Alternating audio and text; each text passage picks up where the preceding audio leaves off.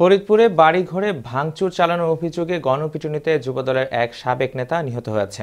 গত বৃহস্পতিবার রাত 12:30টার দিকে সদর উপজেলার আলিয়াবাদ ইউনিয়নের গদাধর ডাঙ্গি গুচ্ছগ্রামে এ ঘটনা ঘটে। গতকাল ঘটনার সত্যতা নিশ্চিত করেছেন ফরিদপুরের অতিরিক্ত পুলিশ সুপার সোলেন চাকমা। পুলিশ ও স্থানীয় সূত্রে জানা গেছে, গুচ্ছগ্রামটিতে মিরান খাঁ কয়েকজনকে সঙ্গে নিয়ে রাত 12টার দিকে সন্ত্রাসী কার্যকলাপ চালান। তারা বিভিন্ন বাড়িতে ভাঙচুর ও কুপিয়ে ভেতরে ঢোকার চেষ্টা করেন। এ সময় স্থানীয়রা ওই যুবককে আটক করে গণপিটুনি দেয়। পরে তাকে আহত অবস্থায় ফরিদপুর মেডিকেল কলেজ হাসপাতালে নেওয়া হলে তার মৃত্যু হয়। ধারালো অস্ত্র দিয়ে ফুপু ভাই জখম করে চোখ উঠে দেয়। পরে আমরা আনতে যাই, আমাকে আনতে দেয় না, ওরা আমাদের বাধা দেয়।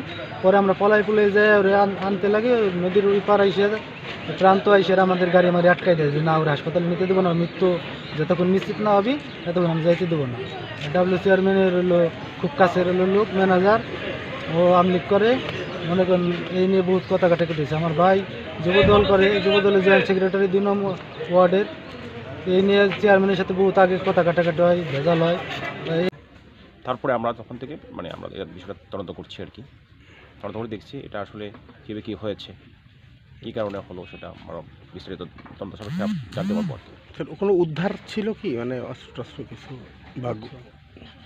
এখানে একটা হাসুয়া বলে যে সেনাদা, দা সেনাদার একটা এয়ারগান। আপনি আমাদের পুলিশ সকালে আসতে সকালে